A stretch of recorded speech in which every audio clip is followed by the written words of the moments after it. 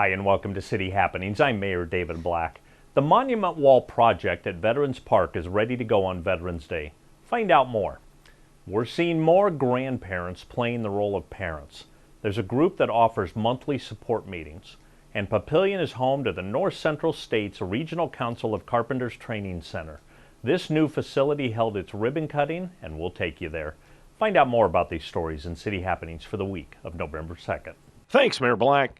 Veterans Park is being prepared for the Monument Wall project. So many names came in that 2 walls will be put up in the initial phase. That response was a bit of a surprise. It's like anything else. You got to get the word out. I think we've done a fairly decent job, but we haven't done that well of a job with the media of what we're still trying to do. It's taken this extreme of putting the flagpoles in, that people know where the park's at now and where it's being located. But up until just a couple of months ago, when you tell somebody where the address was and it was in Halleck, they couldn't picture where this is at.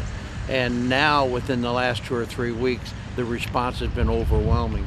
So with the number of individuals that are going to be on the wall, no, like I said, there's a lot of individuals that have called, but they won't be on the wall this time around. But that don't mean to keep sending in the money and the cards and everything to have your family member placed on this wall. Ingram says the monument walls will span several military generations.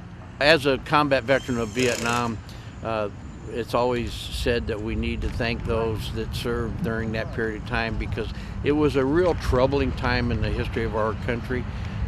We had those that went to Canada, we had the protesters, drugs were coming into the picture. We had those that served. A lot of individuals were draftees that lost their life in Vietnam, and it was a great thing that from the extent of saluting and supporting our military after Desert Storm. We had yellow ribbons placed, and then especially after our National Guards, Army Reservists were called to active duty in Iraq and Afghanistan, we realized how close this was hitting home, because a lot of these individual Guard and Reservists were from our community, and we are a military community.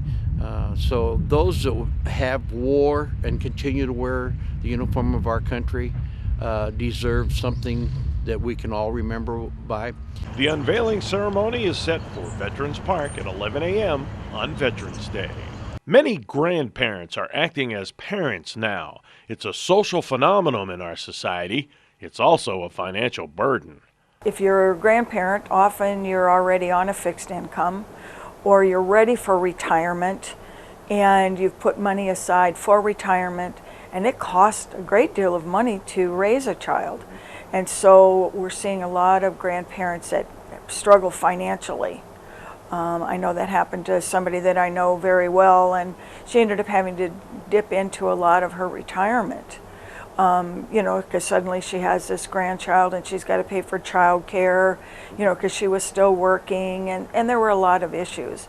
So financial is a big one, I think, for grandparents. Miller says being a grandparent is a rite of passage. It's a role to be enjoyed, and for spoiling your grandchildren.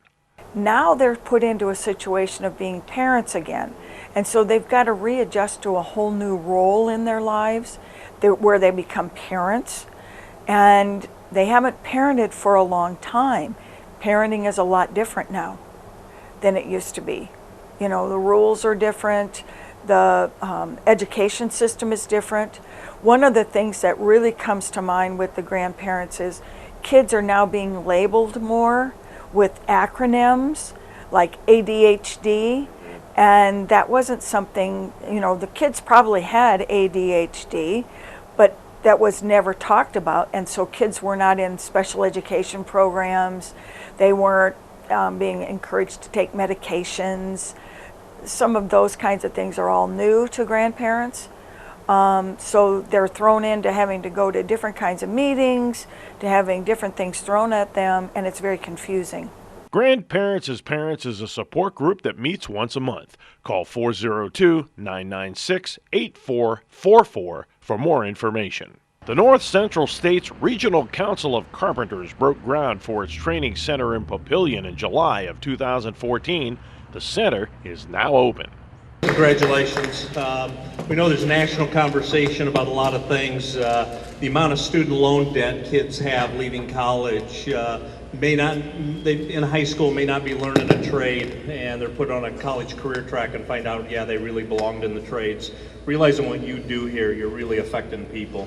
If you're not familiar with this, and I just learned myself a little bit about the program, student can come into here, start being trained, come out with a journeyman certificate, incurred no student loan debt, and had a good wage during that time. That made a generational difference in somebody's life. It could have changed things, so thank you for what you do here. Appreciate it.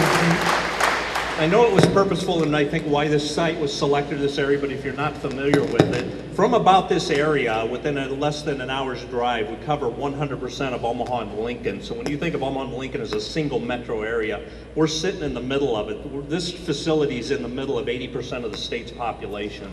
So you picked the perfect place, and in fact, probably the best place in the nation would be Papillion. So we thank you for joining us.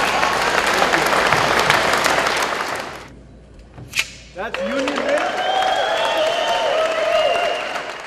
Thanks to everyone who made our annual fall cleanup and the Sump Library Toddler Trick or Treat both successful events once again. These events would not be successful without our sponsors or your participation. This cooperation is a major reason why Papillion is one of the best places to live in America.